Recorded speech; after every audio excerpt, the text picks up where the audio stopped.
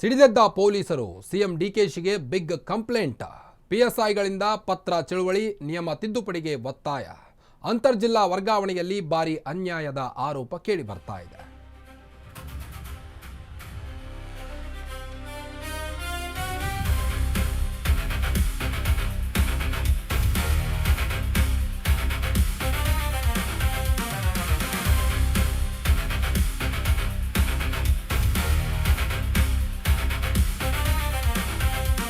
ಪೊಲೀಸರು ಈಗ ಸಿಡಿದೆದ್ದಿದ್ದಾರೆ.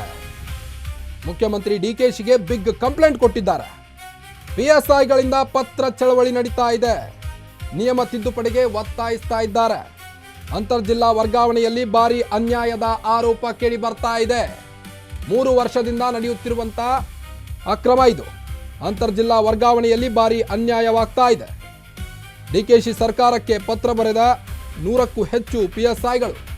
ಇದು ವಿಶೇಷ ಸೌಲಭ್ಯಕ್ಕೆ 7 ವರ್ಷ ಒಂದೇ ಘಟಕದಲ್ಲಿ ಸೇವೆ ಸಲ್ಲಿಸಿರಬೇಕು, ಸೇವಾ ಹಿರಿತನ ಬಿಟ್ಟು ಕೊಡಬೇಕೆಂಬ ಷರತ್ತು ಸರಿಯಲ್ಲ ಅಂತ ಡಿಕೆ ಶಿವಕುಮಾರ್ ಅವರಿಗೆ ಪತ್ರ ಬರೆದಿದ್ದಾರೆ. ಕಾಂಗ್ರೆಸ್ ಸರ್ಕಾರದ ವಿರುದ್ಧ ಪಿಎಸ್ಐಗಳು ಗುಡುಗಿದ್ದಾರೆ. ಈಗ ವರ್ಗಾವಣೆಯಲ್ಲಿ ಭಾರಿ ಅನ್ಯಾಯದ ಆರೋಪ ಕೇಳಿ ಬರ್ತಾ ಇದೆ. ಸಿಎಂ ಡಿಕೆಶಿಗೆ ಬಿಗ್ ಕಂಪ್ಲೇಂಟ್ ನೀಡಿದ್ದಾರೆ ಪಿಎಸ್ಐಗಳು. ಪಿಎಸ್ಐಗಳಿಂದ ಪತ್ರ ಚಳವಳಿ ಜೋರಾಗಿದೆ, ನಿಯಮ ತಿದ್ದುಪಡಿಗೆ ಒತ್ತಾಯಿಸ್ತಾ ಇದ್ದಾರೆ ಪಿಎಸ್ಐಗಳು. ಅಂತರ್ಜಿಲ್ಲಾ ವರ್ಗಾವಣೆಯಲ್ಲಿ ಭಾರಿ ಅನ್ಯಾಯದ ಆರೋಪ ಕೇಳಿ ಬರ್ತಾ ಇದೆ. ವಿಶೇಷ ಸೌಲಭ್ಯಕ್ಕೆ 7 ವರ್ಷ ಒಂದೇ ಘಟಕದಲ್ಲಿ ಸೇವೆ ಸಲ್ಲಿಸಿರಬೇಕು, ಸೇವಾ ಹಿರಿತನ ಬಿಟ್ಟುಕೊಡಬೇಕೆಂಬ ಷರತ್ತು ಸರಿಯಲ್ಲ ಅಂತ ಪಿಎಸ್ಐಗಳು ಗುಡುಗಿದ್ದಾರೆ. ಕಾಂಗ್ರೆಸ್ ಸರ್ಕಾರದ ವಿರುದ್ಧ ಪಿಎಸ್ಐಗಳ ಪತ್ರ ಚಳವಳಿ ಜೋರಾಗಿದೆ. ಈಗ ವರ್ಗಾವಣೆ ನೀತಿಗೆ ತಿದ್ದುಪಡಿಗೆ ತರುವಂತೆ ಪತ್ರ ಚಳವಳಿ ಮಾಡಿದ್ದಾರೆ ಪಿಎಸ್ಐಗಳು.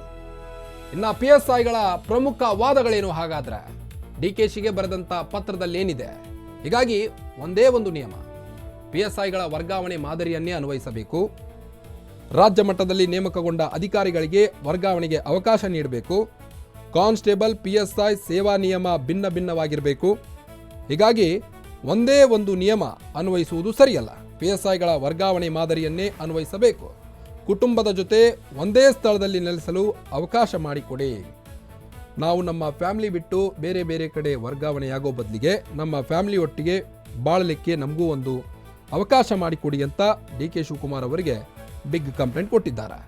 ಮಕ್ಕಳ ಶಿಕ್ಷಣದಂತಹ ಮಾನವೀಯ ಅಂಶಗಳಿಗೂ ಆದ್ಯತೆ ಕೊಡಿ.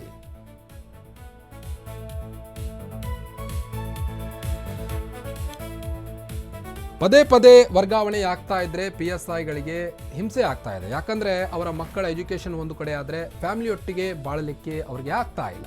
ಹೀಗಾಗಿ ಸದಾ ಕೆಲಸ ಅಂತ ನಮಗೂ ವರ್ಗಾವಣೆ ಆದರೆ ಸರಿಯಾಗಿರೋದಿಲ್ಲ. ದಯವಿಟ್ಟು ಈ ನಿಯಮವನ್ನು ತೆಗೀರಿ ಅಂತ ಈಗ ಡಿಕೆಶಿಗೆ ಬಿಗ್ ಕಂಪ್ಲೇಂಟ್ ಕೊಟ್ಟಿದ್ದಾರೆ.